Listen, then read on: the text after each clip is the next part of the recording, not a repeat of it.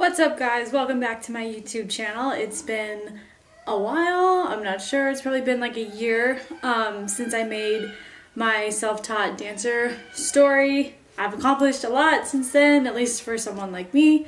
I finally made a professional dance team, which is like huge goal off my checklist. I've tried out for a pro team like 13 times.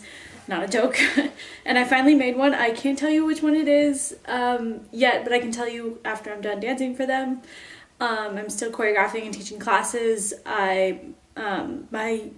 it called? Sorry, You Should See Me in a Crown video is getting a lot of attention for some reason, so I'm definitely going to make a tutorial of that for you. Yeah, that's about it. I don't want to talk about too much else. Let's just get right into the tips. Let's go.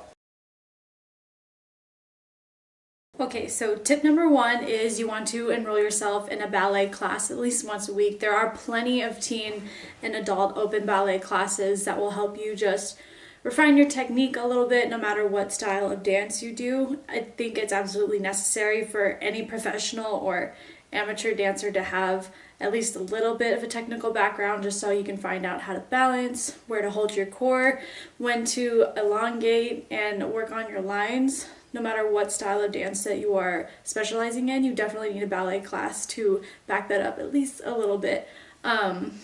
If you don't have access to an open ballet class, excuse me, there are plenty of online ballet classes. I can try to find some to link in the description below.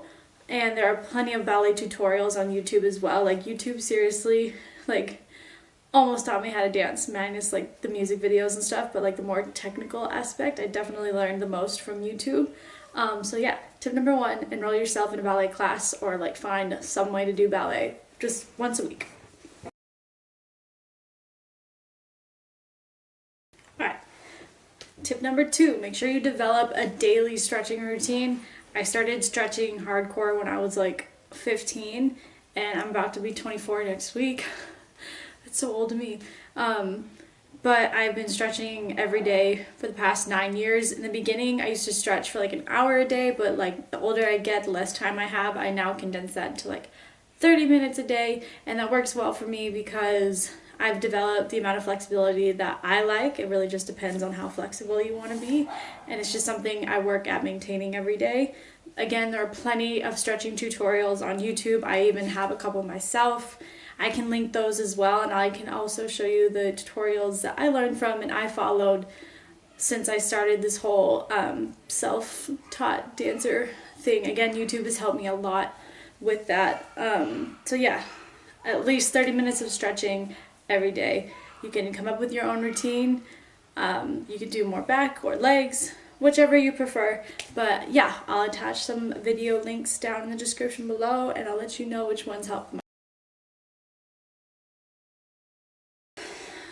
Tip number three, make sure that you take open dance classes no matter what style it is, contemporary or jazz or hip hop. We are so lucky that we live in the day and age where open classes are such a popular thing. When I was a teenager and I was just starting out dancing, there were like no open classes anywhere. There was only studio dancing, and you would be in a group with little kids, or like no one really cared because you were an older dancer. So wherever you're at, whatever city you're in, make sure that you find an open dance class to take. Sometimes I have to drive over an hour just to take a class or two. So just be dedicated and make sure it's something you really want to do. And even just taking class in itself sometimes, most of the time, is way more rewarding than getting that audition or getting that gig. So find an open class to take and truly cherish it, because the class environment is like the best part of the dance world.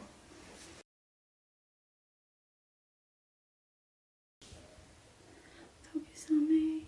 Are you focusing on me? Okay, cool.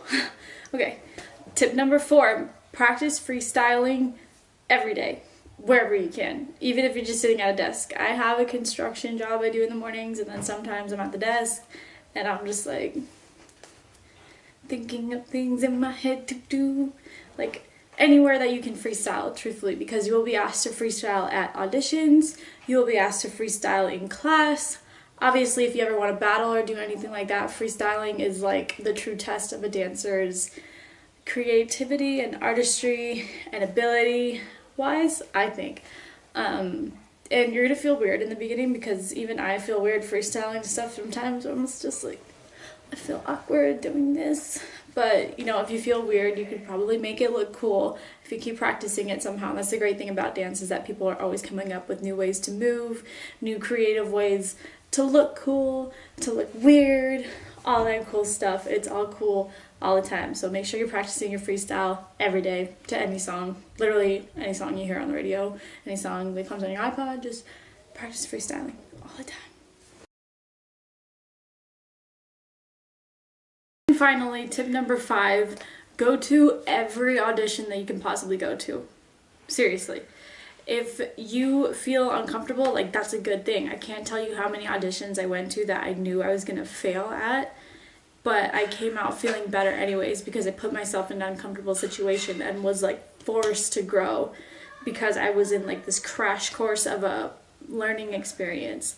And I have grown so much just from so many failed auditions, to the point where I feel like this is probably going to be my last year in Arizona, and I'm either moving to Miami or LA just so I can start doing like bigger gigs, because I feel like I've kind of exhausted Arizona a little bit.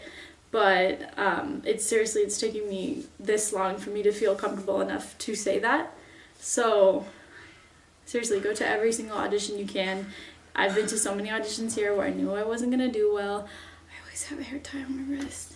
Where I knew I wasn't gonna do well, but I ended up learning a lot anyways. Like, no matter what level of dance you're at, if you want to go to the audition and you are eligible, go, do it. Don't do it to make it, do it because you enjoy dancing and you enjoy the audition experience, because it will push you harder than any other dance experience you have. Okay, yeah,